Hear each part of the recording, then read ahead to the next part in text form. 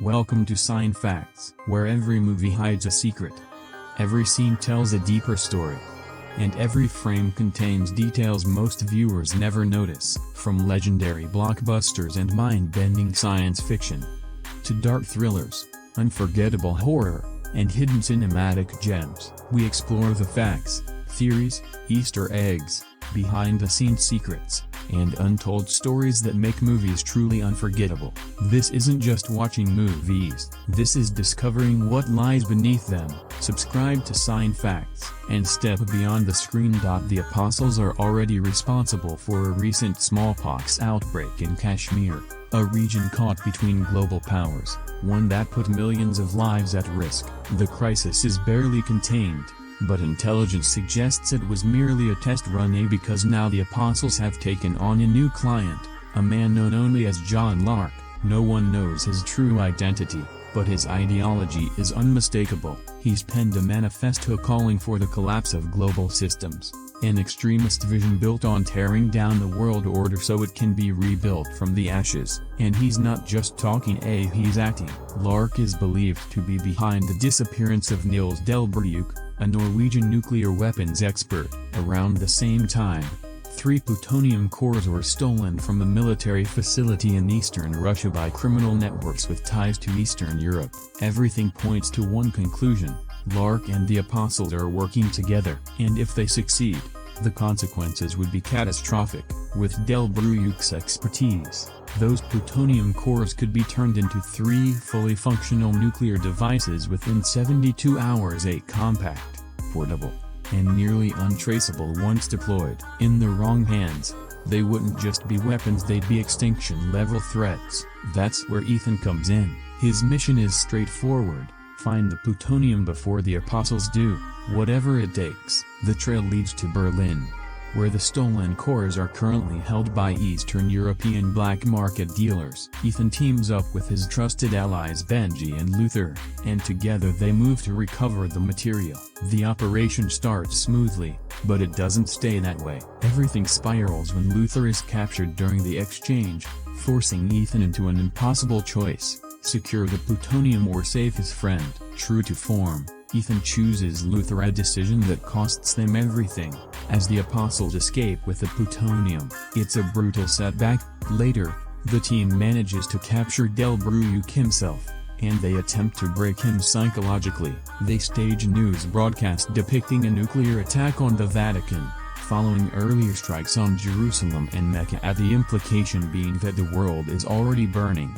Ethan confronts Delbruck, telling him they know exactly who he is, they've read his writings, found his lab, and there's no point hiding anymore. But Delbruck doesn't panic. Instead, he explains his worldview: peace has never existed without suffering first. Real, lasting peace only comes after humanity endures catastrophe. The greater the pain, the more profound the peace that follows. In his eyes, the apostles aren't villains, they're catalysts. And people like Ethan are the real problem, because by preserving order they only prolong the cycle of suffering instead of ending it. Ethan has no interest in the philosophy.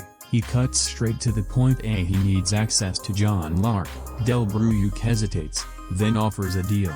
He'll hand over access to Lark, but only if they broadcast his manifesto. Ethan agrees, and it airs. In return, Delbruck gives up the password to his phone, the one he used to communicate with Lark. Then comes the twist: none of it was real. The hospital setting was fake. The broadcasts were fabricated. The attacks on religious cities were entirely staged. Delbruck hadn't been held for days, just about an hour, and the man delivering the fake news report was Benji in disguise. The entire scenario was an elaborate illusion designed to manipulate Delbruck into talking, and it worked. With access to the phone, Luther is able to trace Lark's communications. The signal leads to a server in Iceland. From there, a decrypted message reveals a planned meeting between John Lark and a woman named Alana Mitsopoulos. Publicly, she's a philanthropist, an activist, a symbol of generosity. People call her the White Widow. Privately, she operates in an entirely different world: arms deals, illicit transactions, global influence, and connections deep enough to shield her from consequence. Now she's about to meet Lark, and whatever changes hands is almost certainly the missing plutonium. The clock starts ticking again, and Ethan is already moving. The exchange is said to take place in one of Paris's most iconic locations, the Grand Palais. A private hall has been secured, and the terms are simple.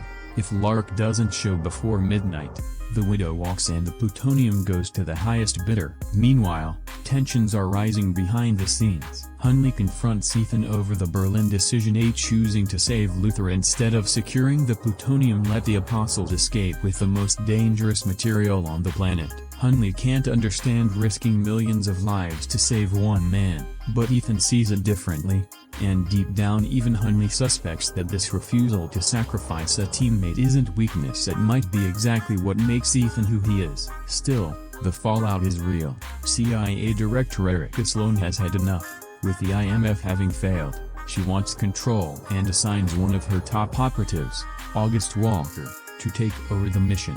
This is where things shift. Ethan and Walker board a military aircraft bound for Paris. During the flight, Ethan lays out the plan: locate Lark, neutralize him, and have Ethan assume his identity with a mask to complete the meeting with a White Widow. Simple in theory. Then comes the jump.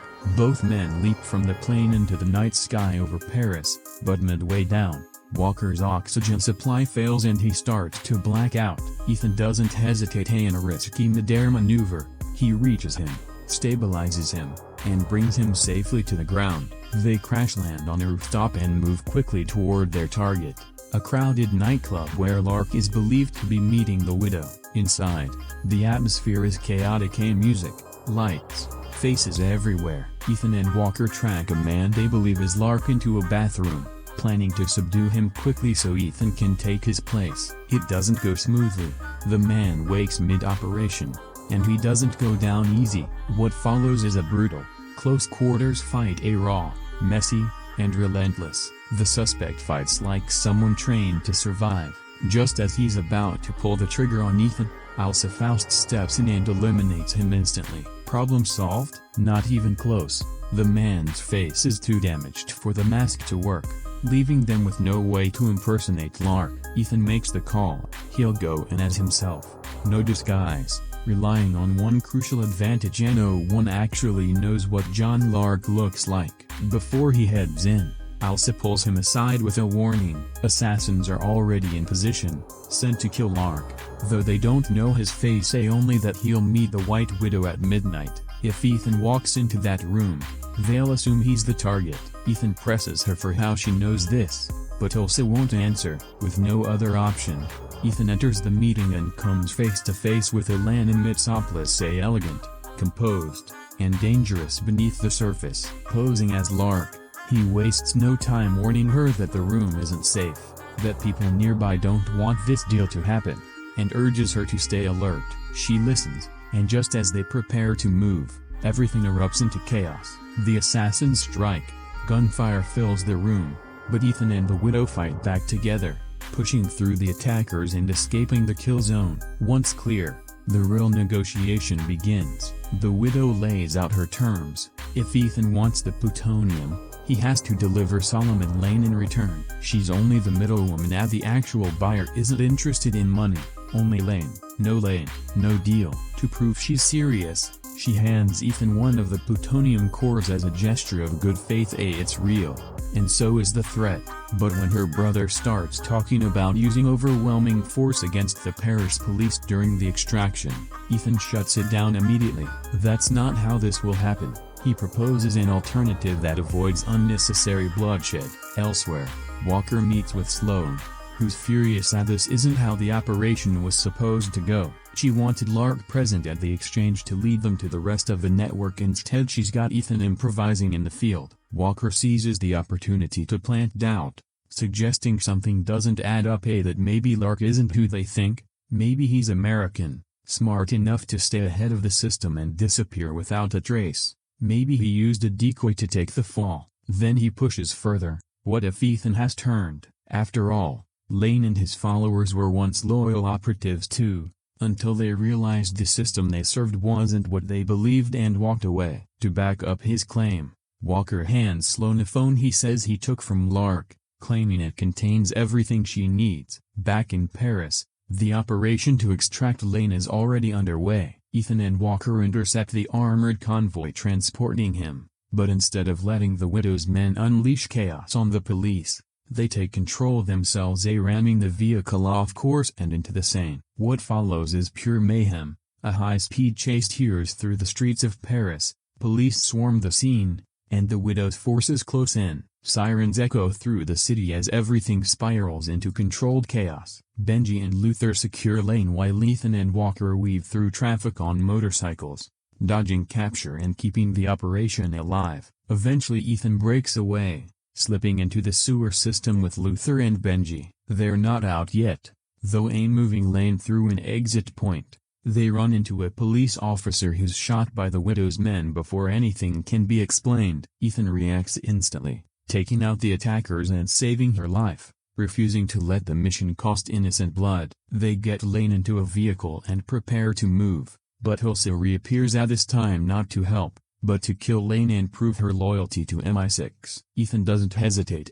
executing a risky maneuver that forces Walker, Benji, and Luther out of the vehicle, buying just enough time to escape Ilsa and vanish into the night with Lane. After regrouping, the team discovers Lane had been carrying a tracker. They remove it and plant one of their own as the hunter becomes the hunted. But Lane, calm as ever, leans in and delivers a chilling warning. The ending Ethan's been trying to avoid is closer than he thinks. Ethan reconnects with the White Widow to smooth over the earlier chaos, explaining he had no choice but to deviate from her brother's plan, since it would have collapsed under its own weight. She isn't interested in excuses. Instead, she brings up the woman at the party who tried to kill Lane. Ethan doesn't deny knowing her. He admits they share a complicated past. The widow raises the stakes. If Ethan wants access to the next step, the mysterious messenger, he'll need to hand over that woman. No compromise, otherwise, the plutonium goes up for sale. She tells him to head to London,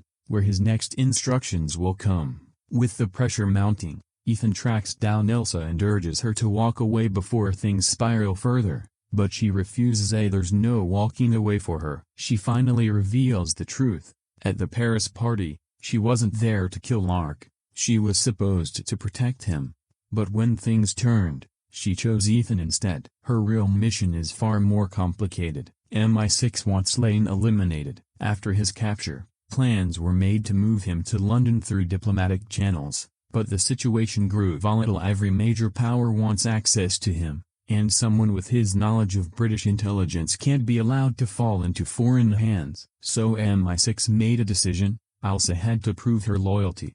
She spent 2 years embedded in Lane's network, and now, in her own agency's eyes, she's just as compromised as he is. Her choices are kill Lane or spend the rest of her life being hunted. She pleads with Ethan to tell her where Lane is. He refuses. Soon after, the team arrives in London with Lane secured, meeting Hunley, who looks troubled. He'd hoped his doubts would prove wrong. Benji defends Ethan, pointing out that if he'd followed orders in Berlin, they'd be dealing with far greater casualties. Ethan lays out everything: the Paris operation, the widow's demands, and the upcoming meeting. In less than 20 minutes, he's due to meet her again. At this time she'll lead them to a courier who will trade the plutonium for Lane, or, if necessary, for Benji. The plan is risky. Benji will wear a Lane mask and act as the exchange piece while Walker guards the real Lane. But Hunley interrupts as the whole setup is compromised. The White Widow isn't just a broker. She's been cooperating with the CIA from the start,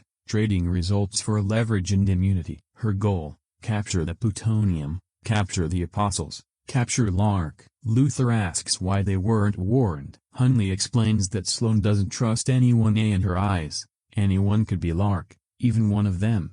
And now she believes she has proof. Evidence has surfaced linking Ethan to the theft of the smallpox virus, along with communications tied to recruiting Delbruck, and even claims that Ethan himself handed over the plutonium. Piece by piece, it paints a damning picture. To Sloane, the conclusion is clear: Ethan Hunt is John Lark, and he's gone rogue. Ethan demands to know where this information came from. Hunley avoids a direct answer but makes one thing clear: he gave Sloane an opening. Ethan would be brought in, but only after the mission is complete and Lane is delivered. Ethan realizes they're being manipulated. Without hesitation, he fires a tranquilizer dart that drops Hunley on the spot. With less than an hour before the meeting, Ethan sets the plan in motion. Benji dons the Lane mask while Walker stays behind to watch the real Lane, but the situation flips. Walker wakes Lane and tells him they're leaving. Lane, calm and almost amused, tells him to call the apostles. He's not going anywhere yet,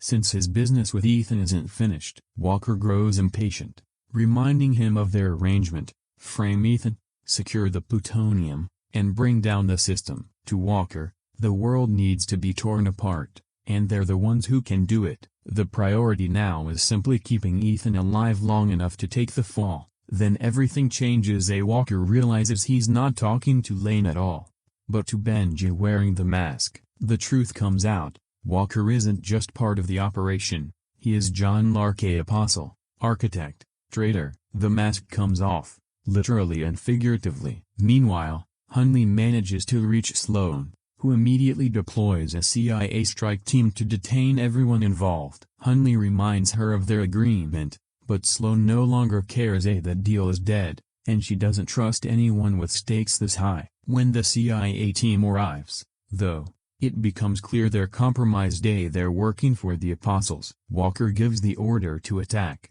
Gunfire erupts, and in the chaos Walker kills Hunley without hesitation, then flees. Ethan gives chase through the streets of London, guided by Benji over comms, relentlessly pursuing Walker through alleys, across rooftops, and into tight urban corridors. At one point launching himself straight through a window without slowing down. Still, Walker stays ahead, eventually climbing a building to escape vertically. Ethan follows and finally catches up face to face. Walker, completely unfazed, tells Ethan the truth: Lane still has plans for him, which is the only reason he's still alive. Then he twists the knife further, telling Ethan to accept who he really is: John Lark. And then the final blow: Walker produces a photograph of Julia, warning that if Ethan ever crosses his path again, she's dead. With that threat hanging in the air, Walker escapes by helicopter with Lane, leaving Ethan behind. And the stakes have just become personal. Meanwhile, Luther and Benji examine the blueprints recovered from Delbruyck's Berlin lab. What they find is terrifying: a nuclear device designed with a yield of 5 megatons, far beyond anything used in conventional warfare. A single detonation would surpass the destructive force of the entire Second World War combined. Worse still, there are 2 devices, both powered by the remaining plutonium cores and linked through a microwave relay system synchronized down to a fraction of a second. If one detonates, so does the other. Disarming one won't save anyone, it will simply trigger the other. The system has no margin for error. Once armed, there's no manual override, no shutdown protocol. The countdown is controlled by a remote detonator fitted with a physical key, and once that timer starts, it cannot be reversed. This isn't just a mission, it's a one-way trip. Not long after, Luther pulls Ilsa aside for a quiet conversation. Speaking from years of watching Ethan carry burdens most people couldn't survive, he tells her Ethan has only ever truly loved 2 women in his life, one of them his wife. That relationship came at a cost. She was once used as leverage against him, taken to break him, and to protect her from ever being targeted again. They were forced to separate. Whatever happiness they'd had didn't last. Luther then shifts focus. Ethan is worried about Ilsa now, and that kind of concern has consequences. He gently but firmly asks her to stay out of it. Ilsa refuses. She's not going anywhere, and she makes it clear to Ethan that she's in this with him no matter what. Using the tracker secretly planted on Lane, Luther and Benji trace his movements. The signal heads east, moving fast, airborne over Eastern Europe, with Kashmir as the destination, specifically a remote medical relief camp. As they piece together the intelligence, the full plan comes into focus. Lane and Walker intend to detonate both nuclear devices within the Siachen Glacier. The blast wouldn't just destroy the immediate area, it would poison the water systems feeding Pakistan, India, and China. affecting billions of lives, and from that chaos they plan to reshape the global order. Benji studies the bomb schematics and finds a narrow vulnerability. The devices can be disarmed, but only after the countdown has already started, and even then someone has to physically retrieve the detonator and remove the safety key. It's a race with zero room for error. Meanwhile, Lane initiates the final phase, setting the detonator for a 15-minute countdown to give Walker time to escape before everything goes dark. When the team arrives at the medical camp, things get complicated fast as the area is saturated with interference from X-ray machines and radiation equipment, scrambling their tracking signals. Finding the bombs won't be easy, so they split up. As Ethan moves through the camp, something unexpected stops him cold. Julia, alive and well, working as part of the relief effort alongside her husband, Eric. Ethan masks his shock instantly, slipping into the role of a traveling doctor and keeping his explanations simple. Eric mentions they arrived during the outbreak to help set up a field hospital near Dara. Then a strange call comes in, an anonymous donor offering to fund the entire operation, on the condition that they remain in charge. Ethan doesn't need more clues. This isn't charity, it's leverage. Walker is cornering him. Meanwhile, the team locates one of the bombs. Benji quickly realizes the second device and the detonator must be nearby, so they split up again. Luther stays with the first bomb, ready to disable it when the moment comes. Elsewhere, Lane hands the detonator to Walker, and the countdown begins. Walker heads for the extraction point. Ethan spots him and sprints after him, but he's too late and the helicopter is already lifting off. Still, he refuses to let it go, grabbing onto another helicopter as it takes off and clinging to the landing gear through sheer determination. After a brutal struggle to hold on, he manages to pull himself inside, take out the pilot, and seize control. Now it's a chase in the sky. Back on the ground, Benji and Ilsa search desperately for the second bomb. Sensing something is wrong, Julia approaches Luther, and when he reveals that a nuclear device is active, she doesn't hesitate to offer help. Though without the detonator, there's nothing they can do yet. Up above, Walker spots Ethan closing in and opens fire with a mounted machine gun. Bullets tear through the air as Ethan weaves through impossible angles, barely dodging the barrage while keeping up the pursuit. On the ground, Ilsa begins to understand Lane's strategy: keep them distracted, keep them separated, and hide the real threat elsewhere. She moves toward a nearby village and finds him.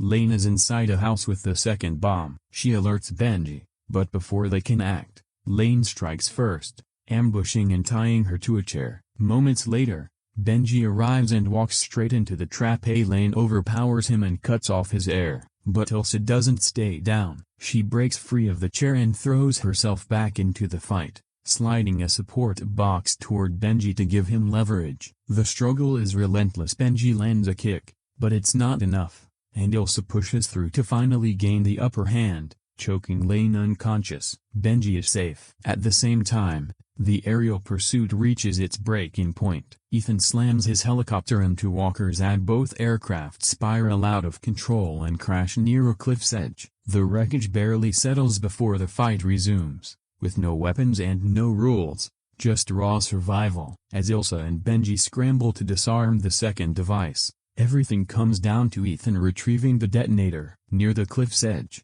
Ethan and Walker are locked in a brutal struggle, suspended by a rope over the drop below. Every move could be the last. In a decisive moment, Ethan lets go. The tension snaps, the hook breaks, and Walker plunges into the abyss. It's over, but there's no time to process it. Ethan climbs, every second counting, reaching the detonator just as the clock is about to run out and stopping it at the last possible moment. Simultaneously, Benji, Ilsa, and Luther complete the disarm sequence. Both bombs go silent. The world holds. Shortly after, a CIA helicopter retrieves Ethan and brings him back to the camp, where Julia is waiting. She treats his injuries calmly and steadily. Exhausted, Ethan finally apologizes for everything, but Julia sees it differently. She tells him she found her purpose through all of it. The pain, the separation, it led her here. She doesn't see herself as a victim. She survived and built something meaningful from it. Later, Sloane fulfills her end of the arrangement, Lane is transferred back to MI6 through the White Widow, clearing Ilsa of suspicion and restoring her standing. Then Sloane turns to Ethan, and for the first time there's no doubt in her voice as she admits she now understands why Honey trusted him, and why he does what he does. Because the world needs people like Ethan Hunt, people who refuse to choose between one life and millions. And as everything settles, one thing becomes clear. This story was never just about stopping a disaster, it was about what it takes to carry that responsibility, and somehow, it's only getting more intense from here. When Mission Impossible: Fallout arrives, it doesn't just slot in as another sequel in a long-running franchise, it enters carrying more than 2 decades of evolution on its shoulders. And that's what makes this film so fascinating, because this isn't a series that peaked early and coasted, it's the opposite. A franchise that learned, adjusted, and quietly sharpened itself with every entry until it reached a point where it's no longer just enduring, it's setting the pace. Think about where it started. The original leaned heavily into suspense and intrigue, stylish, clever, but tightly wound. Then came the shift.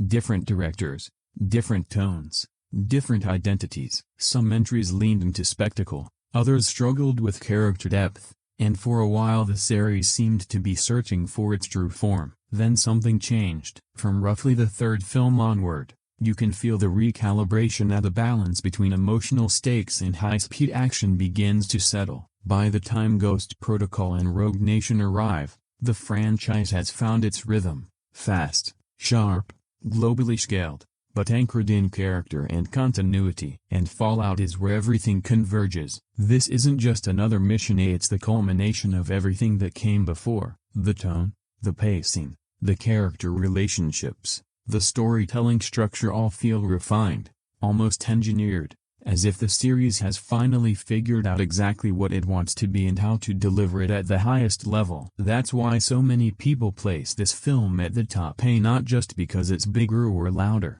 but because it feels complete. Not everyone agrees it's the absolute best. Some still lean toward Ghost Protocol for its freshness, or Rogue Nation for its balance, while others prefer the emotional weight of earlier entries. That debate matters, because it shows how strong this franchise has become. When your best film is still up for discussion after 6 entries, that's not inconsistency, that's depth. What's undeniable is the trajectory. Very few franchises improve as they age, most plateau. Some lose direction under their own scale. But the Mission Impossible series has done something rare, it has evolved upward. Each film builds on the last, refining the formula rather than repeating it. And Fallout sits right at the peak of that climb. It's the moment where experience meets execution, where a franchise that once experimented with identity now defines the standard for its genre. Whether you think it's number 1 or just near the top, there's no question, this is Mission Impossible at full power. One of the biggest shifts Fallout brings is something the franchise never fully committed to before: continuity. For years these films felt connected, but loosely, a same lead character, same core idea, but each entry almost reset the board with a new threat, a new tone, a new direction. You could jump in anywhere and still follow along. Fallout changes that. For the first time, the series truly feels like it remembers everything, not just through passing references, but in structure, emotion, and consequence. This film doesn't start fresh, it picks up threads from Rogue Nation and earlier missions, from relationships that have quietly been building for years. Solomon Lane isn't just another antagonist, he's unfinished business. The team isn't just assembled, they're history in motion. Every glance, every decision, every hesitation feels weighted by the past, and that changes everything, because now the stakes aren't just about preventing a global crisis, they're about what it cost to get here. You feel it in the way Ethan Hunt moves through the story. He's not just reacting to a mission, he's carrying consequences, choices he made before, people he protected, people he lost. For the first time, the film doesn't brush that aside, it leans into it. That's where Fallout separates itself. It doesn't just continue the plot, it rewards investment. If you followed the series, this hits differently. The relationships feel earned, the callbacks feel purposeful, and even small moments carry emotional weight because they're built on years of storytelling. And yet, cleverly, It never locks newcomers out, and you can still watch Fallout on its own, since the story is clear enough and the motivations understandable. But if you've seen what came before, you're not just watching events unfold, you're watching them pay off. That's a rare balance. Most franchises either get overwhelmed by their own continuity or ignore it entirely. Fallout threads the needle. It builds on the past without being trapped by it, transforming the series into something that feels like a connected saga, a world where actions echo, characters evolve, and nothing is entirely reset. That's why this film feels bigger than its plot. Beneath all the chases, confrontations, and spectacle, there's a franchise finally looking back and moving forward at the same time, and when it does that, it doesn't just tell a story, it delivers a payoff. At its core, Mission Impossible. Fallout is built on a familiar premise: a stolen nuclear material, a ticking clock, a race to prevent catastrophe. But what makes the film work isn't the simplicity of that idea, it's how that idea is layered into something constantly shifting. The mission begins with failure. Ethan is tasked with recovering plutonium cores under high stakes and no margin for error, but in a split-second decision he chooses to save his team instead of completing the objective. From there the mission doesn't just continue, it spirals. The missing cores fall into the hands of the Apostles, followers of a previous enemy whose ideology didn't disappear when he was captured. Now the threat isn't just physical, it's ideological, and it's spreading. Enter the CIA. They don't trust Ethan, and they don't trust the IMF, so to make sure nothing goes wrong again they insert their own man, August Walker. From that moment on, the mission becomes something else entirely. It's not just about chasing the target, it's about who you can trust while doing it. The film moves across Paris, London, and Kashmir, and each location isn't just a backdrop but a pressure point. Every step forward reveals new layers, new agendas, new betrayals. You're not just watching a mission unfold, you're watching it constantly reconfigure itself. That's where the espionage framework comes alive. This isn't a straight line from problem to solution, it's a maze of identities, alliances, and hidden motives, where characters operate on partial truths, plans shift mid-execution, and objectives overlap, collide, and sometimes completely unravel. At the center of it all is a name: John Lark, a ghost, a mystery, a target who may not be what he seems. But the brilliance of the structure is that even as the story grows complicated, the drive stays simple: find the devices, stop the attack, prevent the unthinkable. That clarity keeps everything grounded even as the twists tighten, and it's exactly the balance Fallout strikes so well. Taking a familiar spy thriller blueprint of global threats, undercover operations, and double agents, then injecting it with instability. Nothing holds still for long, no plan survives untouched, no alliance feels permanent. It's espionage as a system in constant motion, and the deeper you go, the clearer it becomes. This is a situation that keeps slipping out of control, and the only way through is to keep moving faster than it falls apart. If there's one thing Fallout fully embraces,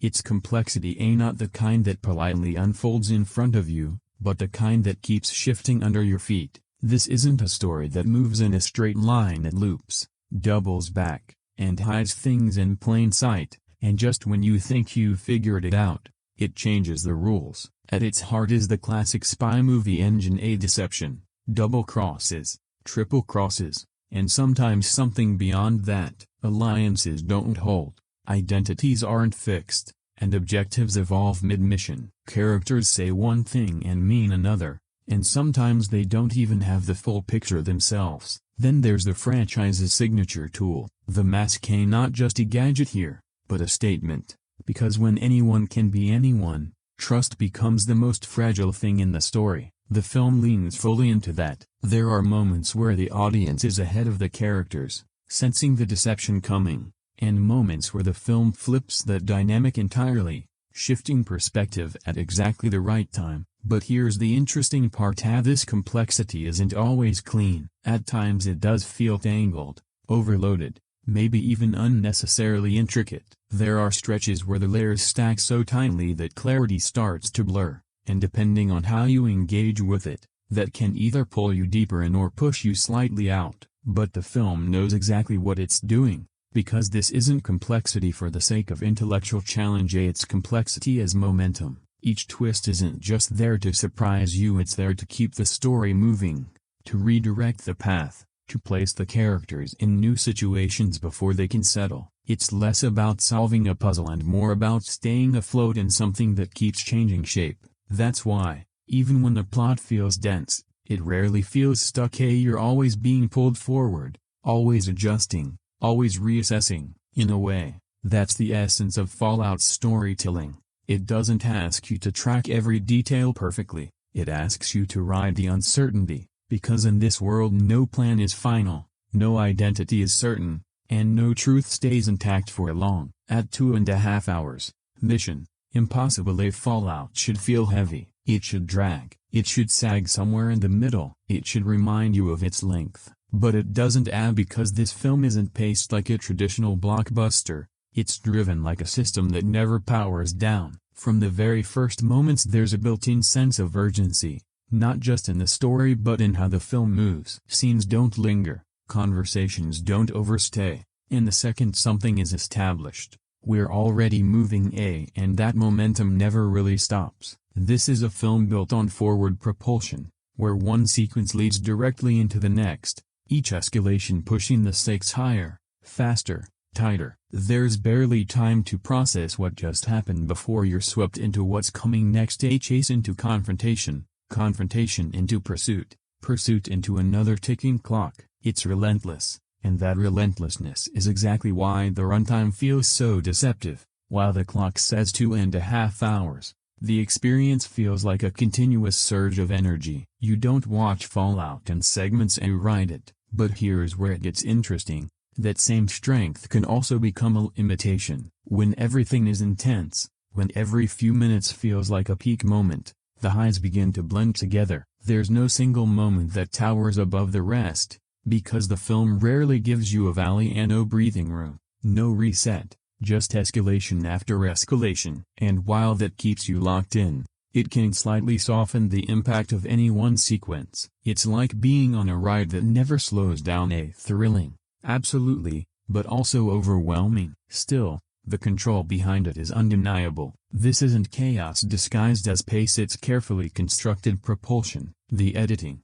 the structure, the sequencing are all designed to keep the film moving without collapsing under its own weight. Even the quieter moments feel like they're leaning forward, ready to tip into motion. That's the key. Fallout doesn't just move fast, it feels fast. Time compresses, events blend into a single continuous experience, and before you know it the film has carried you all the way to its final act without ever letting go. That's why the runtime doesn't feel like a burden, it feels like sustained momentum. Whether you see that as exhilarating or excessive, there's no denying it. This is pacing pushed to its limit, and somehow still under control. If there's one area where Mission Impossible Fallout doesn't just succeed but stands at the top, it's action design. This isn't just a collection of big moments, it's architecture. Every set piece is built with purpose, not simply to impress but to escalate, to take what came before and push it further, harder, higher.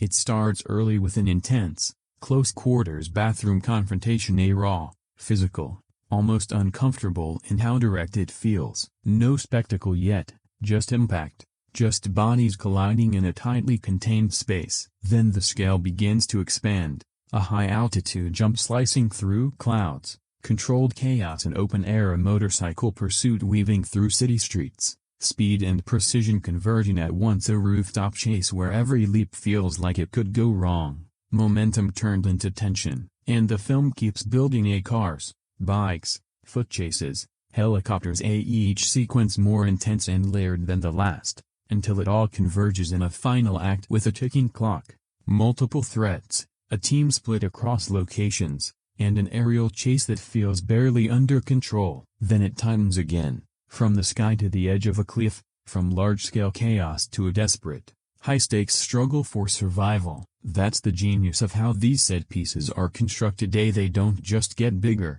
they breathe, expanding, contracting, and shifting in scale so the film never becomes numb to its own spectacle. And through it all there's one constant: clarity. No matter how chaotic things get, You always understand what's happening, where everyone is, and what's at stake. That's not accidental, that's design, because great action isn't just about what happens, it's about how clearly you can follow it while it's happening, and Fallout excels at that. Even when it pushes into the extreme into moments that feel almost impossible, it grounds them in movement, geography, and consequence. You feel every hit, every fall, every near miss, and that's why these sequences don't just look impressive, they feel impressive. They carry weight, risk, and urgency. Stepping back, what you're really seeing isn't just action, it's escalation crafted with precision, a series of set pieces that build on each other until the film reaches a point where it's no longer just thrilling, it's overwhelming in the best possible way. This isn't action for the sake of spectacle, it's action designed to push the limits of what spectacle can be. In an era where blockbuster action is often built inside computers, Fallout does something bold. It steps out of the digital world and back into reality, and that choice changes everything. What you're watching doesn't just look dangerous, it feels genuinely demanding. The film leans heavily into practical stunt work, real locations, real movement, real physical stakes. And at the center of it all is Tom Cruise, not as a symbol or a face swapped in over a stunt performer, but as the one actually performing these moments, say running across rooftops, leaping between buildings, holding on to helicopters, driving at extreme speeds. The difference is immediate. You don't just see the action, you feel the weight of it. There's no artificial smoothness, no weightless physics. Every impact lands harder because you can sense the effort behind it,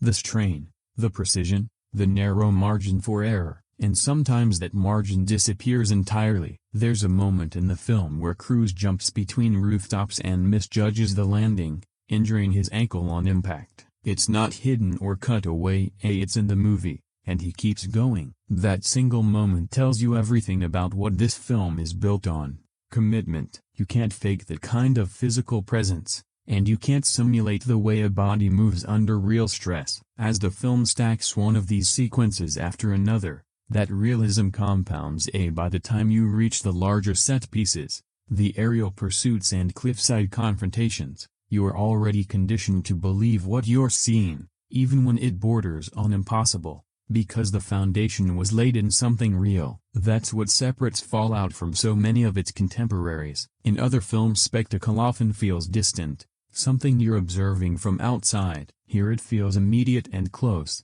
like it could go off the rails at any second. And that tension, that underlying awareness that what you're watching required real effort and real risk, is what gives the action its edge. It's not just impressive, it's tangible. In a genre where so much has become synthetic, Fallout reminds you what action looks like when it's brought back to the physical world. It hits harder, stays with you longer, and feels real even when it shouldn't. What truly powers Mission Impossible Fallout isn't just the action, it's the tension underneath it, because spectacle alone can impress you, but tension is what holds you in place. This film understands that difference. From the very beginning there's a constant sense of pressure, not just in the story but in how every scene is constructed. Something always at risk, something always about to shift, a mission already compromised, a target slipping away, a plan unraveling mid-execution. That uncertainty never lets up. Even in the quieter moments,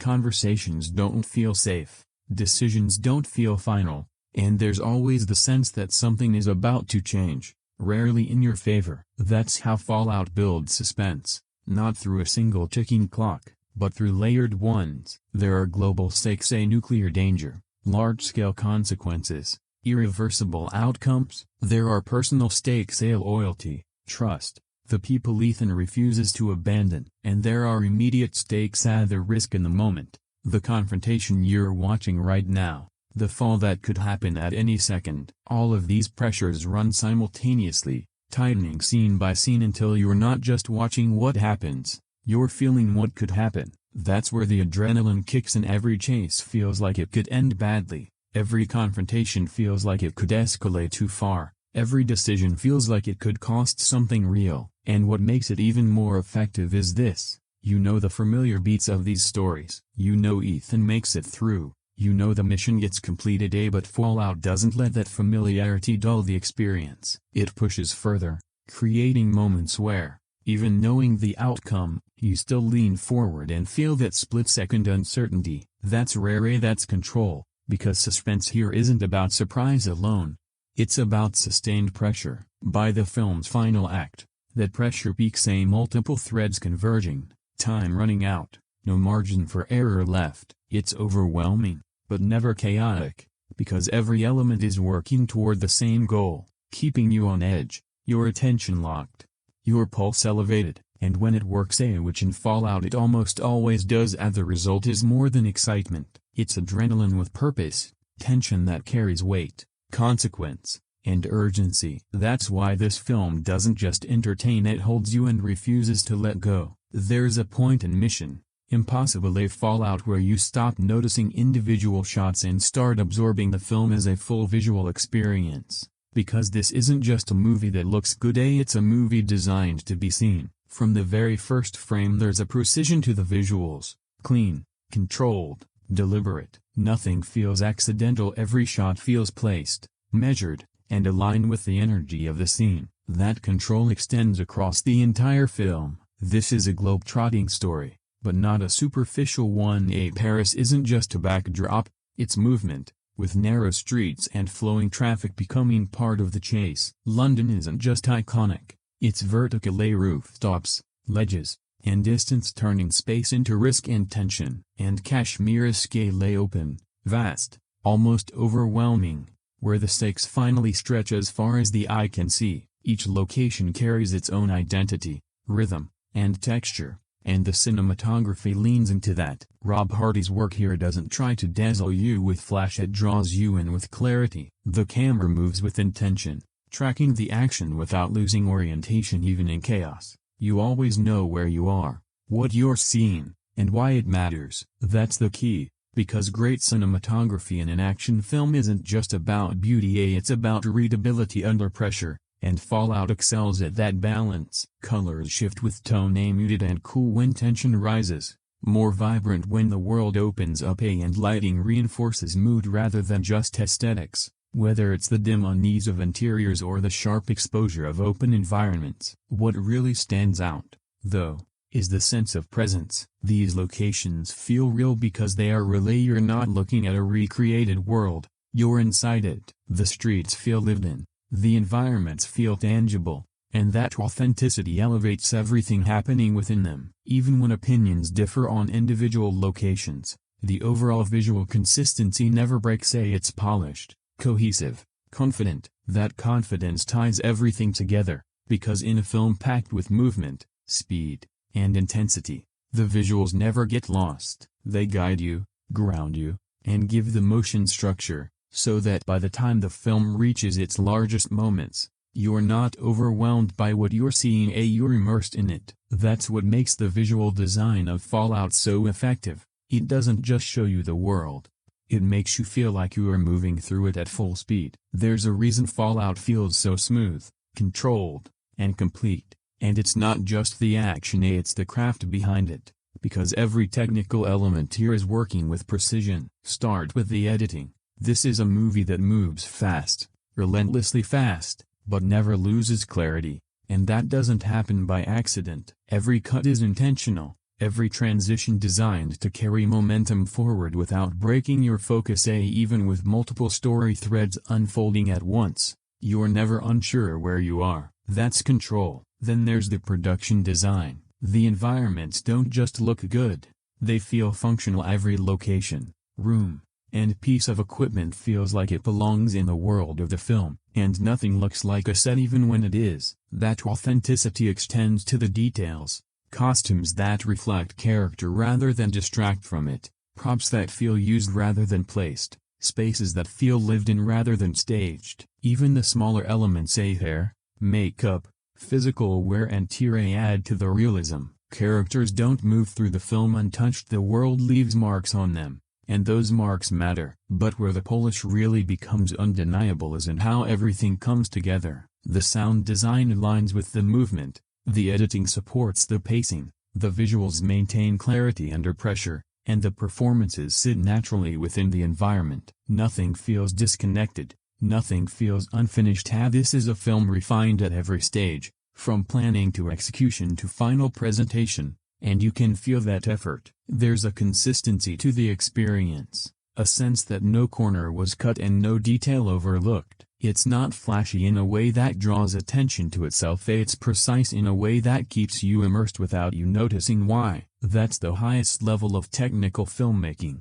when the craft disappears and all that's left is the experience. By the time Fallout reaches its biggest moments, you're not thinking about editing, design, or structure, you're just in it. And that's not luck, that's craft executed at the highest level. There's a layer in Fallout you don't always notice right away, but you feel it constantly, in the rhythm, the tension, the way every moment carries weight even before anything happens. That layer is sound, and in this film sound isn't just supporting the action, it's driving it. Lauren Baiof's score plays a huge role here. It doesn't try to overpower scenes or announce itself with constant melody, but instead builds pressure, pulsing underneath the film, tightening sequences, pushing momentum forward, and giving even quiet moments a sense of unease. It's not just music, it's movement through sound. Then there's the sound design itself. Every impact lands with force, every engine carries intensity, every footstep and shift in space feels amplified and deliberate. You don't just hear what's happening, you feel it resonate. That's why the action hits so hard. It's not just visual spectacle, it's sensory impact. And when the film leans into its larger sequences at the chases, confrontations, aerial moments, the sound expands with it, filling the space, surrounding you, pulling you deeper in. Which brings us to presentation. This is a film designed to be experienced at scale. In IMAX the sound becomes overwhelming in the best way, surrounding and pressing against you, making every moment feel larger than the screen itself. In 3D, the immersion adds another layer, not essential, but effective alongside everything else. And even outside the theater, with the right setup, the film still carries that weight. Strong audio and deep bass translate, and the experience doesn't collapse when the screen gets smaller. That's a sign of strong design. A great sound isn't dependent on a single format, it adapts and still works. And through it all, the legacy remains, that iconic theme, woven into the score without being overused, always present exactly when it needs to be, a reminder of where the series started, integrated into where it is now. Step back and what you're hearing in Fallout isn't just background, it's structure, tension, energy, the invisible force keeping everything moving. Without it, the film wouldn't just feel quieter, it would feel less alive. There's a noticeable shift in Fallout that goes beyond action, story, or spectacle. It's control, and that control comes from one place: Christopher McQuarrie. For most of its life, the Mission Impossible franchise was defined by change. Different directors, different styles, each film feeling like a new interpretation of the same idea. Sometimes that worked brilliantly, sometimes it created inconsistency. But with McQuarrie, something shifts. For the first time, the series feels like it has a steady hand guiding it forward. He doesn't reinvent the formula, he refines it. What worked in Rogue Nation, the pacing, the tone, the balance between action and intrigue, he takes all of it and sharpens it, tightens it, and expands it without losing control. In Fallout, you can feel that precision in every scene. The action is clearer, the tension tighter, the story flows with purpose, and nothing feels accidental. That's what strong direction looks like, not just big moments, but how everything connects between them. McQuarrie understands how to build sequences, but more importantly how to transition between them. There's no jarring shift in tone, no sudden drop in energy. The film moves as one continuous, controlled experience, and that extends to the franchise itself. Fallout doesn't just function as a single film, it feels like part of a larger, unified vision. Characters carry forward, consequences matter, the world feels connected. Something this series hasn't always had, but under McQuarrie, it does. There's still discussion, though, because while his control is undeniable, some argue his style is less distinctive than the directors before him. Where others brought bold visual signatures, McQuarrie leans toward clarity and consistency, keeping things grounded, focused, and functional rather than overwhelming you with stylistic flourishes, depending on what you value. That can feel like either restraint or limitation, but in a film this complex, fast, and layered, that restraint becomes a strength instead of drawing attention to himself. McQuarrie lets the film breathe, lets the action speak, lets the story carry weight. He prioritizes execution over ego. And that's why Fallout feels so cohesive. It's not trying to be flashy in its direction. It's trying to be effective, and it is. By the end of the film you're not thinking about who directed it. You're thinking about how seamlessly everything worked together. That's the mark of a director in full control, not just of a movie, but of an entire franchise moving forward. Behind all the action, spectacle, and chaos, there's something holding Fallout together: the script. Without it, this film wouldn't just fall apart, it would lose its foundation entirely. What's impressive isn't just the story itself, it's how that story is controlled. This is a script juggling a lot: multiple characters, multiple agendas, multiple locations, and a plot that constantly shifts direction. That's a delicate balance. Push too far and it becomes confusing. Pull back too much and it becomes predictable. Fallout walks that line, and for the most part it holds. The structure keeps things moving, every scene feeds into the next, every twist pushes the story forward instead of stalling it,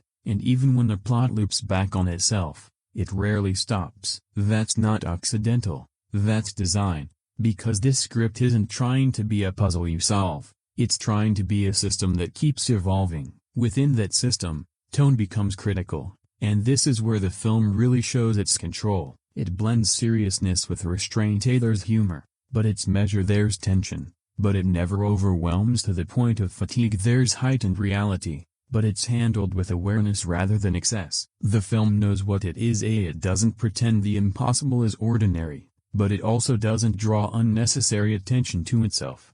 That balance is difficult. Too serious and it becomes heavy, too playful and it loses stakes. Fallout threads that needle carefully, though not flawlessly. There are moments where the dialogue feels slightly forced, lines that push harder than they need to, beats that stretch a bit too far, moments where the script visibly strains to hold everything together. And the structure itself, while strong, is also dense. There's a lot happening, sometimes more than necessary, and for some viewers that density can feel overwhelming, even chaotic in places. But here's the key: even when it strains, it doesn't break. Because the script understands its primary goal: momentum over perfection. It's less concerned with airtight logic and more focused on keeping the story alive, moving, evolving, and as long as that movement continues, the film keeps its hold on you. That's why the structure works, not because it's flawless, but because it's functional under pressure. Stepping back, what you see is a screenplay that doesn't just support the film,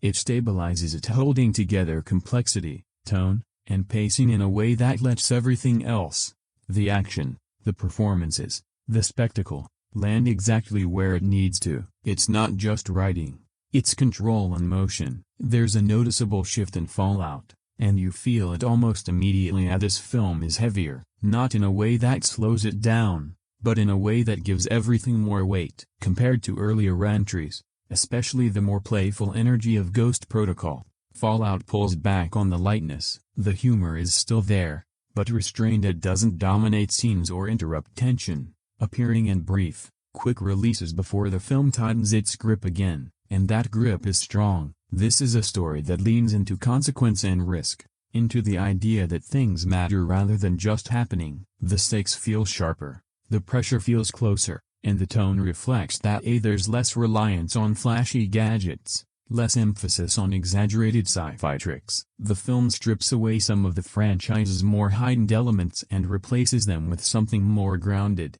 direct, and serious, and that seriousness changes how the film plays. When characters make decisions, they feel heavier. When things go wrong, they don't just reset, they linger. The world no longer feels like a playground for impossible missions, it feels like a place where those missions come with real cost. But importantly, the film doesn't become bleak. It doesn't lose its sense of excitement or bury itself under its own intensity. Instead, it balances that heavier tone with just enough levity to stay engaging. just enough awareness to remind you this is still entertainment even at its most serious. That balance is what makes the tone so effective. It never feels forced, it feels intentional, like the franchise has grown not just in scale but in maturity. This is no longer just about clever missions and impossible escapes. It's about the weight behind those choices and the consequences that follow. The idea that even in a world built on spectacle, some moments land with real gravity. By reducing the excess and pulling back on exaggeration, Fallout creates something more focused, more grounded, something that still thrills, but now carries a real sense of purpose beneath it. For all the spectacle, scale, and chaos, Mission Impossible Fallout only works because of the people at its center. Action can impress you, but characters are what make you care, and this film understands that. At the core, of course, is Tom Cruise as Ethan Hunt. By this point the role fits him completely. But what's different here is the depth he brings to it. This isn't just a man running toward danger, there's weight behind his choices, a sense that he's carrying everything that came before rather than simply reacting to the mission. Physically he's still fully committed. Every run, every jump, every impact feels lived rather than performed, and that commitment gives Ethan a presence that goes beyond dialogue. But Fallout doesn't rely on him alone. This is a strong ensemble film. Rebecca Ferguson's Ilsa Faust remains one of the most compelling figures in the franchise, unpredictable, controlled, always operating on her own terms, with tension in every scene she's in, not just in what she does but in what she might do next. Henry Cavill brings something very different, not subtle, and he doesn't need to be. His physical presence alone shifts the energy of every scene, a force that's direct, imposing, and constantly pushing against Ethan's way of operating. Sean Harris, returning as Solomon Lane, plays it the opposite way, a quiet, measured, controlled, threatening without needing to dominate the screen. The restraint itself is the tension. Then there's the team. Simon Pegg's Benji Dunn continues to provide humor that never breaks the tone. It fits naturally, grounding the film when it needs it most. Ving Rhames brings history with him even when he's not central. His presence adds continuity, a sense that this story didn't start here. Alec Baldwin, Angela Bassett, Vanessa Kirby, and Michelle Monaghan each add something specific: authority, intrigue, emotional weight, and no one feels like filler. That's what makes the ensemble work. Everyone has a role, everyone contributes to the momentum, everyone adds texture to the world, and even when screen time varies, the impact doesn't. That balance is crucial, because in a film this large, fast, and packed with movement, it would be easy for characters to get lost, but they don't. They anchor the story, give the action context, and give the stakes meaning. So when the film reaches its biggest moments, you're not just watching what happens, you're watching it happen to people you understand and have followed. People who feel like they belong in this world. That's what elevates Fallout. It's not just a showcase of stunts and spectacle, it's a film powered by an ensemble that holds everything together. What really gives Fallout its edge isn't just the action, it's the team behind it. Because for the first time in a while this doesn't feel like a solo mission, it feels like a network of people moving together, and sometimes in tension with each other. At the center is Ethan Hunt. But what defines him here isn't just what he does, it's who he refuses to leave behind. That one choice, prioritizing his team over the mission, sets the tone for everything that follows. It's not just a plot point, it's a statement about how he operates, and it immediately places him in conflict with the system around him. That tension reshapes the team dynamic. Benji isn't just comic relief, he's essential as a voice of caution. The human reaction to impossible situations, the one who reminds you what's at stake on a personal level. Luther carries history. He represents everything that's come before, trust built over years, loyalty that doesn't need to be questioned, and when he speaks it's not just about the mission, it's about experience. Ilsa Faust, on the other hand, is the wild card inside the team but never fully part of it. Her motives shifting and her alliances blurring, creating a constant layer of tension since you're never quite sure where she stands, and that unpredictability becomes part of the film's momentum. Then there's August Walker, who changes everything. Because he doesn't believe in the team, He believes in results where Ethan adapts. Walker forces where Ethan protects. Walker takes the more direct and uncompromising path. That contrast doesn't just create conflict, it exposes the philosophy behind the IMF itself. What matters more, the mission or the people carrying it out? That question sits at the heart of every interaction. What makes it work is how naturally these dynamics play out, and no one is just there to fill space. Every character affects the others, every decision ripples outward, and trust is built, tested, strained, and rebuilt, sometimes within the same sequence. Even returning relationships carry new weight. Ethan and Ilsa share a connection that's never fully defined but always present.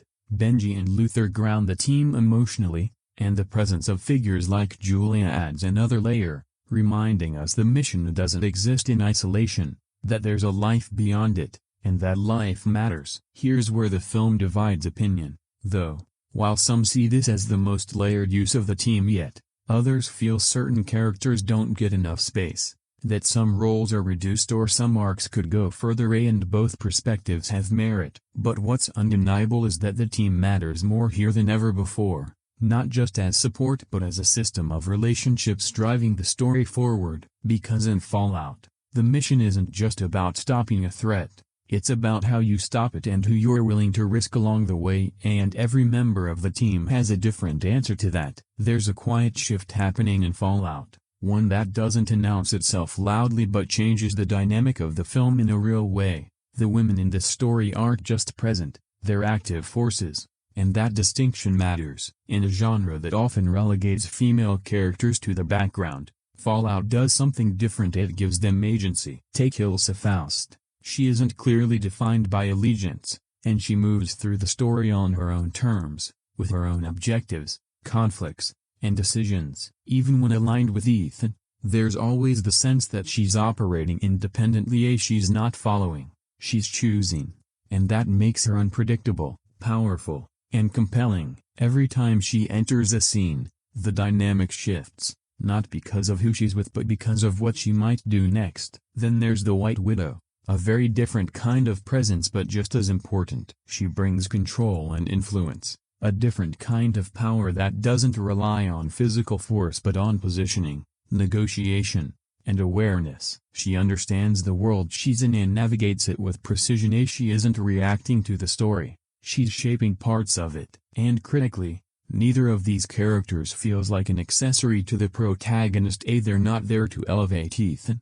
They exist alongside him with their own motivations, stakes, and narrative weight. Even beyond these two, there's a broader sense that the film treats its female characters with intent. They're written with intelligence, they make decisions, they influence outcomes, they matter. That might seem like a small shift, but in a film this large, action-driven, and fast-paced, it's significant, because when characters have agency, the story gains complexity. Alliances become less predictable, outcomes less certain, and the narrative stops feeling one-directional and starts feeling layered. That's exactly what happens here. The presence of strong, independent female characters doesn't just add representation, it adds dimension, sharpens the tension, deepens the interactions, and makes the world feel more complete. So while Fallout is often praised for its action and scale, this is one of those elements working just as quietly but just as effectively. In the middle of all the motion, these characters aren't being carried by the story, they're helping drive it forward. Every great action film needs a threat, not just something to oppose, but something that pushes back. And in Fallout the opposition isn't just present, it's persistent, because this film doesn't rely on a single, straightforward villain. It builds a network of opposing forces, each challenging Ethan in a different way. At the center is Solomon Lane, who isn't loud or explosive and doesn't dominate through presence alone. He operates through ideology. Even when contained, his influences and his followers carry his mission forward. His ideas keep spreading, and that makes him impactful in a way that goes beyond direct confrontation. He's not just an opponent, he's a lingering problem. But Fallout doesn't stop there, because the real tension comes from something closer and more immediate. August Walker. Walker is different, not subtle, not layered in the same way. uninterested in manipulation and instead relying on forceful, direct, physical action, a presence that feels like it could push through any situation rather than navigate it.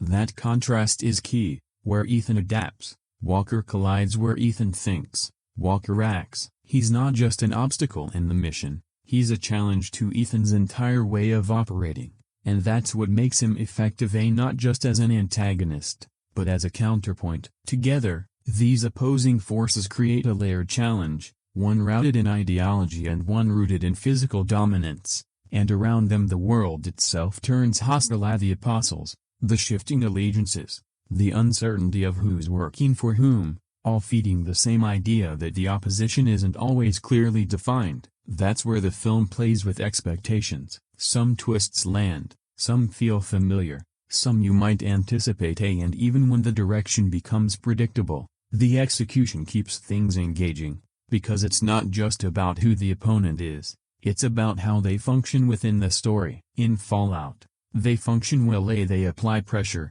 force decisions, raise stakes, and even if they don't always reach the deepest levels of complexity, they do exactly what they need to do: challenge the protagonist physically, strategically, and philosophically. That's what matters, because a strong antagonist doesn't just oppose the hero, they define the conflict. And in Fallout, that conflict feels constant. Beneath all the movement, intensity, and spectacle, the film is asking a much simpler question: what kind of man is Ethan Hunt? Not what he can do, not how far he can run, not how much he can endure, but who he is when it matters most. Because this story doesn't begin with success, it begins with a choice: the choice to save a teammate instead of completing the mission, and that one decision sets everything in motion. The threat escalates, the stakes rise, the consequences multiply, and from that moment the film keeps circling back to the same idea: what is the cost of caring?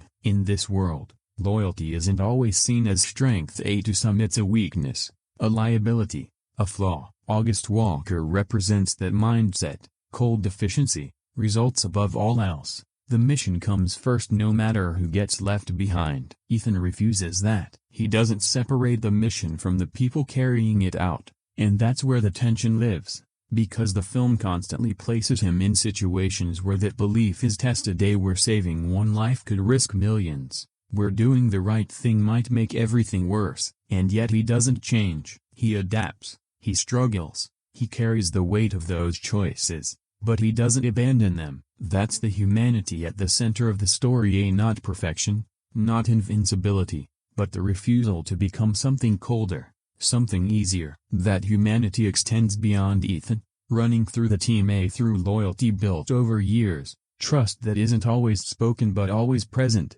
relationships that remind you this isn't just about stopping a threat, it's about who you're doing it for. And then there's consequence, because Fallout doesn't treat the past as something that disappears. It lingers, it returns, it shapes the present. Ethan's history isn't just backstory, it's part of the conflict. His choices don't fade, they echo. The film makes clear that even when the mission ends, the impact remains. That's what Fallout really means here. Not just large-scale damage, but after effects, the emotional residue of everything that came before. And that's what gives the film its weight, because beneath the action, the spectacle, and the impossible, there's something very human driving it all: a man who refuses to sacrifice the people he cares about, even when the world tells him he should. In a story filled with impossible choices, that might be the most important one of all. For all its scale, speed, and intensity, Mission Impossible Fallout is at its core a very personal story, because beneath the missions and the stakes, this is about Ethan Hunt's life catching up with him. For years he's been defined by what he does: protecting the world, stopping the threat, completing the mission. But Fallout shifts the focus and asks what all of that has cost him. The answer comes through Julia Mead, who appears not as a plot device or a passing reference but as something real and unresolved. Her presence isn't about nostalgia, it's about closure. It forces Ethan to confront a part of his life he left behind, a life he chose to step away from in order to keep others safe. That choice still matters, and you can feel it in how he carries himself. There's a quieter, more human kind of weight here than in the action scenes, Because for once the stakes aren't just global, they're personal. This isn't only about preventing a disaster, it's about whether Ethan can ever truly separate the mission from his life, or whether the two have become permanently intertwined. That's where the film deepens his arc. He's still the same man, driven, relentless, but now we see the cost of that identity, the loneliness, the distance, the sacrifices that don't disappear once the mission ends. But here's what makes it work: how the film doesn't try to rewrite him or suddenly turn him into someone else. Instead, it gives him resolution without changing who he is. By the end there's a sense that something has been acknowledged, that a chapter has closed, not with finality, but with understanding, and that he can keep moving forward without pretending the past didn't matter. That's important, because in a franchise built on continuation, on one mission leading straight into the next, this is one of the few moments that feels like a pause, a breath, a recognition of everything that came before. It gives the character something he rarely gets: emotional grounding. So when the film reaches its final moments, it's not just about whether the mission succeeds, it's about what that success means, what it costs, and what remains after it's over. Because for Ethan Hunt,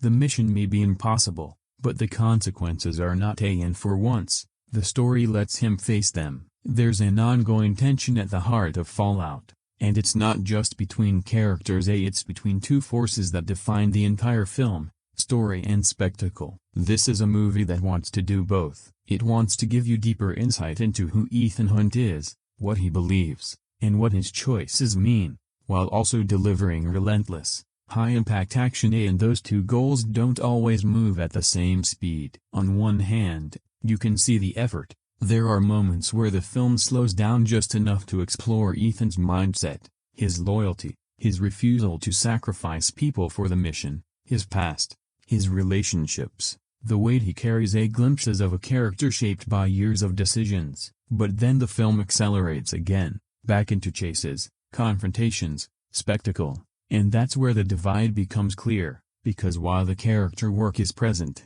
it's not always the priority. For some viewers, that balance works perfectly. The action doesn't erase the character, it enhances it. Every decision Ethan makes under pressure reveals who he is, and the intensity becomes a way of expressing his values rather than replacing them. For others, it feels like something is left on the table, that the film gets close to fully exploring Ethan Hunt but doesn't quite linger there long enough before the momentum pulls focus back to the next set piece. That's the trade-off. Because Fallout is still at its core an action film, one built on movement, escalation, and spectacle, and maintaining that energy means character development has to be woven in rather than expanded outward. So instead of long, reflective moments, you get character revealed through action, through choices and consequences, through what Ethan does, not what he says. Whether that's enough depends on what you're looking for. If you want a full introspective dive into the character, it might not go far enough. But if you are willing to read between the lines, if you see action as expression rather than distraction, then what's here is meaningful, subtle, and integrated. Because the film isn't trying to pause for character, it's trying to carry character through motion. In doing so, it creates a balance that's not perfect or equal, but deliberate. A film where the action leads and the character follows closely behind. And sometimes that's exactly what keeps everything moving. Let's be honest, Mission Impossible: Fallout is bold. The stunts are extreme, the situations escalate beyond reason, and the things Ethan Hunt survives push the limits of believability, and the film knows that. That's the key, because Fallout doesn't try to convince you that what you're seeing is completely realistic. It asks something much simpler: are you willing to go along with it? And it earns that trust. This is where self-awareness comes in. The film never breaks immersion with obvious nods to the audience, but it also never pretends to be something it's not. It understands the scale of its own ambition and the exaggeration built into its premise, and instead of hiding that, it leans into it with control. There's a difference between excess and chaos. Excess handled poorly feels empty and weightless, spectacle without purpose. But here the scale is structured. Every heightened moment is grounded in physicality, movement, and consequence. Even when a scenario becomes unlikely, the execution feels real enough that you stay invested. And that's what allows the film to stretch its limits. The more tangible the action feels, the more you're willing to accept the impossible parts. Then there's tone. Fallout doesn't become self-satisfied about what it's doing. It doesn't mock its own ambition or pause to say look how far this goes. It plays it straight, with confidence, and that confidence is what keeps the illusion intact. You're not being talked down to or misled. You're being invited to experience something heightened, something exaggerated, something that pushes beyond realism without completely disconnecting from it. Of course there are moments where the line gets thin, scenes that stretch logic a little too far, beats that feel expanded beyond what feels natural, moments where you might step back and question how any of this is possible, and that's fair. But the film's momentum and conviction pull you back in, because it never stops committing. And that commitment is what sustains the suspension of disbelief. It's not about making everything believable, it's about making everything feel believable enough to keep going.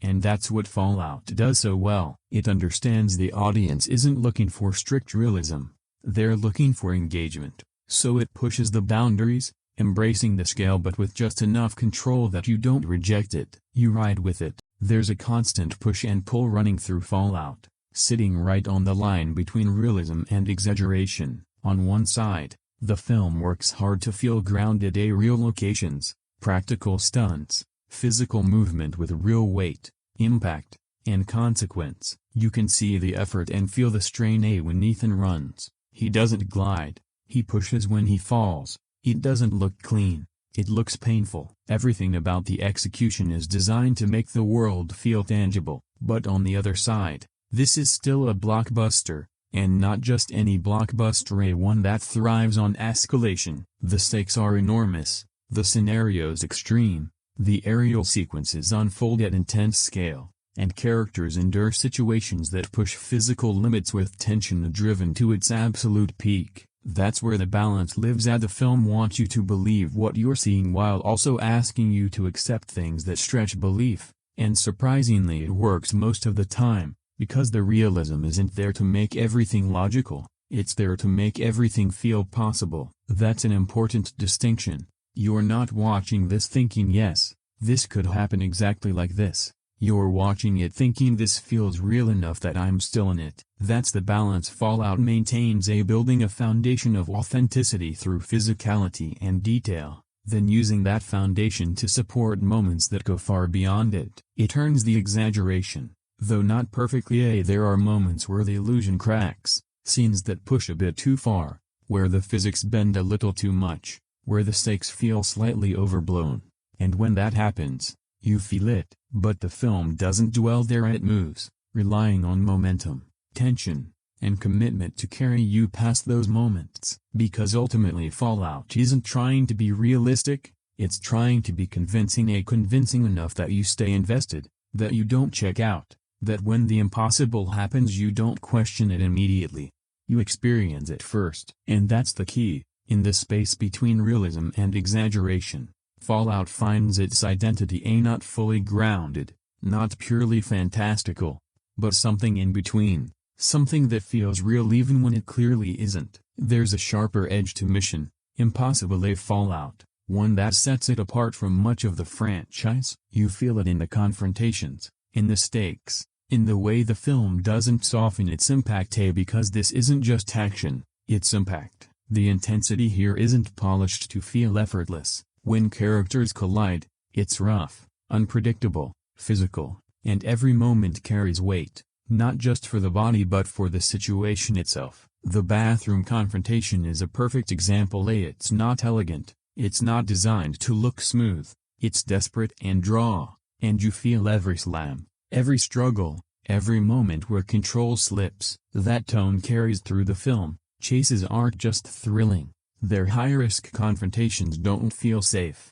They feel uncertain. Even when you expect the hero to make it through, the path there feels harder and more demanding. This might be one of the most intense entries in the series, not because it's excessively graphic but because it pushes right up to the edge of what this kind of blockbuster allows. There's a weight to the physical conflict, a sense that things can go wrong in a way that matters, and that adds to the tension. Because when action feels softer, the stakes feel lighter, but here everything feels a bit more serious, a bit more dangerous, and yet the film never loses control. It doesn't become heavy for its own sake or overwhelm itself with darkness. There are still moments of release, brief touches of humor, pauses in intensity, but they don't dilute the edge, they sharpen it, because when the film returns to its more intense moments, you feel the contrast. That's what makes the impact so effective. It's not constant noise, it's controlled pressure, built, released,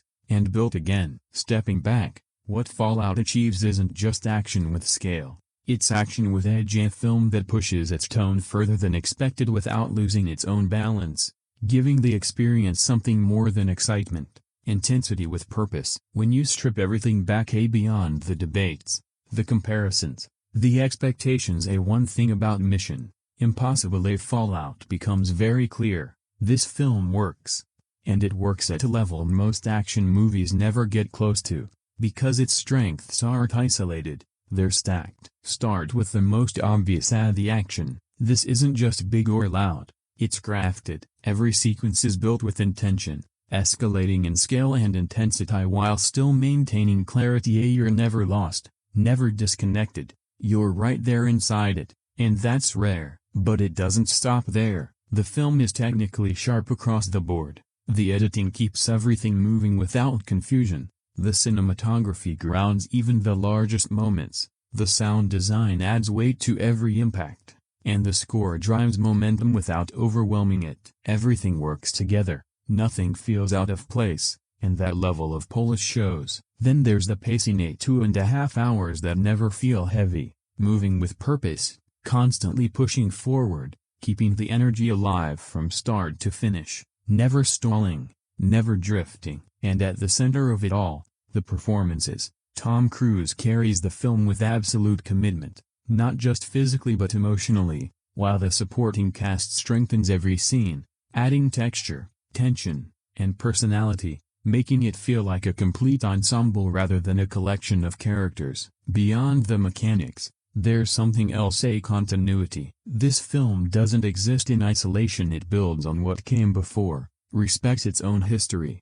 and gives way to relationships, past decisions, and consequences that don't just disappear, giving the story depth. Even when the plot becomes complex or stretches logic, the experience stays engaging, because everything is aligned toward one goal, keeping you invested. And it succeeds consistently. From the first sequence to the final act, the film maintains its grip, delivering spectacle, yes, but also structure, momentum, and purpose. That combination is what elevates it. Plenty of films can do one of these things well, but very few can do all of them at once. That's why Mission Impossible Fallout stands out, not just as a strong entry in its franchise but as a benchmark for what modern action filmmaking can achieve when every element operates at its highest level. This isn't just good, it's refined, focused, high-level execution, and that's its greatest strength. For all its strengths, the spectacle, the precision,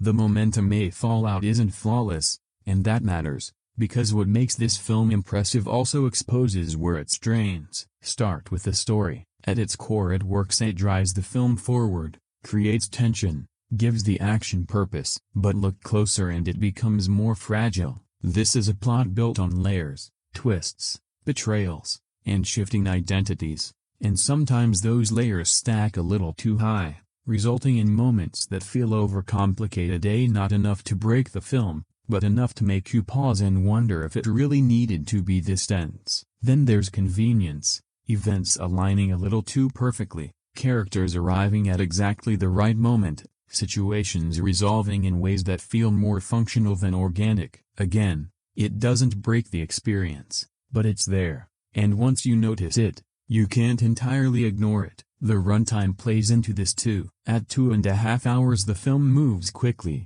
but it also packs in a lot, sometimes too much. There are moments where it feels like the film is trying to outdo itself constantly, bigger, faster, more intense, and while that ambition is part of what makes it exciting, it can also feel like excess, as if the underlying philosophy is more is better when sometimes less might have hit harder. That ties into impact, because every sequence is pushing toward a peak, The peaks start to blend together. The film rarely gives you space to reset or let a moment truly land before moving on. It's thrilling, but it can also be overwhelming. Then there's predictability. For a film built on twists, not all of them surprise, some are anticipated, feeling like genre staples rather than something new. And finally, character depth. There are clear attempts to explore Ethan more deeply and give emotional weight to the story, and in places it works, but for some viewers it doesn't go far enough. The film touches on those deeper ideas without always staying with them long enough to fully explore them. Even on a technical level there are minor imperfections, a few moments where effects stand out,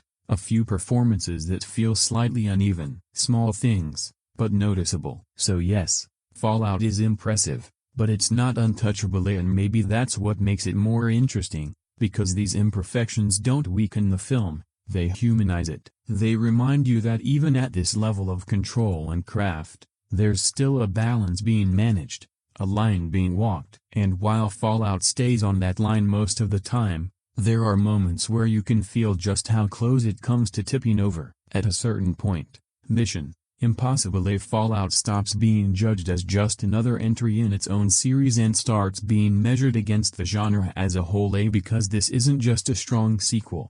It's a film stepping into a much bigger conversation about what modern action cinema looks like at its best. Placed alongside its competition, the contrast becomes clear. Take the long-standing rival, the James Bond series. Bond has history, legacy, and an identity built over decades.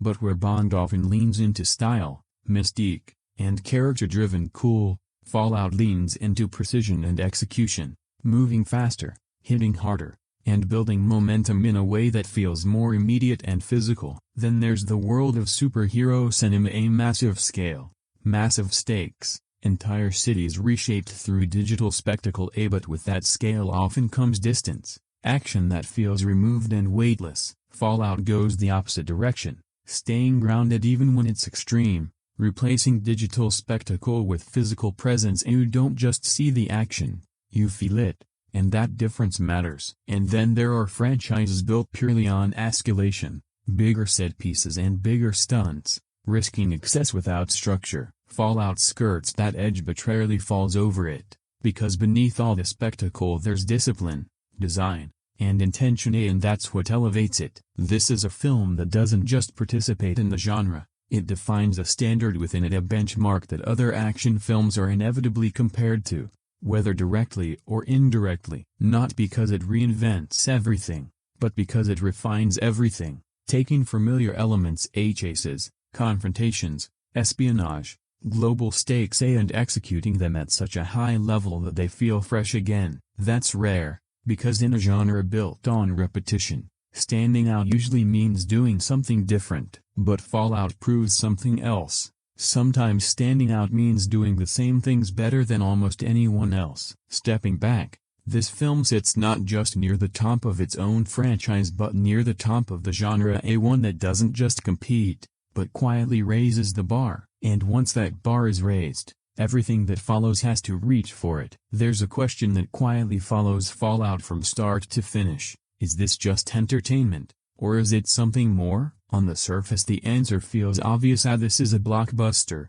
a large-scale cinematic experience built to engage, excite, and keep you fully absorbed, and it absolutely delivers on that. The action is relentless, the pacing aggressive, the experience designed to pull you in and not let go. This is pure entertainment. But look closer and something else emerges. Underneath all that spectacle there's a level of care, a level of discipline that goes beyond simply putting on a show. This film isn't careless with its craft, it's precise. The action isn't random, it's constructed. The tension isn't accidental, it's controlled. The story, even when complex, is built to sustain momentum. There's intention behind everything, and that's where the balance begins. Because Fallout doesn't try to become overly intellectual, it doesn't pause to deliver heavy-handed messages or force itself into being important, but at the same time it doesn't treat its audience lightly. It respects the experience, understanding that entertainment doesn't have to mean simplicity, and seriousness doesn't have to mean heaviness. So instead of choosing one or the other, it blends them, You get the thrill of a blockbuster with the structure of something carefully crafted, spectacle with control behind it, excitement with just enough weight to give it meaning. That's what makes the film stand out, because a lot of action movies lean too far in one direction, either all spectacle, loud and forgettable, or so eager to be serious that they lose the fun entirely. Fallout finds a middle ground. It knows its purpose to engage and entertain, but it also understands that how it does that matters, that execution matters, that craft matters. When those things come together, you don't just get a film that's exciting, you get a film that feels complete, not just something you watch, but something you experience. Because at its best, Fallout proves that entertainment and artistry aren't opposites, they're partners, and when they work together, that's when a film reaches its full potential. Before the scale, before the spectacle, before the aerial sequences and rooftop pursuits, Mission Impossible was something much smaller: a television series, a team, a mission, a voice delivering instructions. Your mission, should you choose to accept it. And even now, decades later, Fallout still carries that DNA. You can feel it, not in obvious ways but in the structure, because at its core this franchise has never lost what made it unique. It's not about one man, it's about a mission system, a group of specialists, a plan, an operation unfolding piece by piece. Even as the films have grown bigger, louder, and more ambitious, that identity remains, anchoring everything: the IMF, and the idea that success isn't just about strength or speed, it's about coordination, strategy, and trust. That's what separates this series from others. While the scale has expanded into full cinematic spectacle, the foundation hasn't changed. You still have the briefing, the setup, the sense that every mission is a puzzle waiting to be executed. Even the music woven into the score, adapted but recognizable, serves as a reminder of where it all began. That iconic theme isn't just nostalgia, it's continuity, a thread connecting past to present. That's what Fallout does so well. It doesn't abandon its origins in pursuit of scale, it elevates them, taking the structure of the original series and stretching it across a global stage, turning small, contained missions into massive, high-stakes operations while still preserving the core identity. That's not easy, because as franchises grow they often lose what made them distinct, becoming bigger but less focused. Here the opposite happens. The bigger it gets, the more clearly you can see what it is: a mission-driven story, a team-based dynamic, a system built on precision and trust, simply amplified. This isn't a reinvention, it's an evolution, a transformation from a classic television format into modern cinematic scale without losing the core of what came before. And that's why, even after all these years, Mission Impossible still feels like itself not just a franchise, but an identity that's been carried forward and refined. After everything: the action, the scale, the tension, the craft, what does Mission Impossible Fallout actually leave you with? The simple answer is that it delivers, but not in a casual, that was fun kind of way. It delivers with force, because this is one of those films where even if you notice the imperfections, the cracks in the story, the convenience, the occasional excess, they don't define the experience.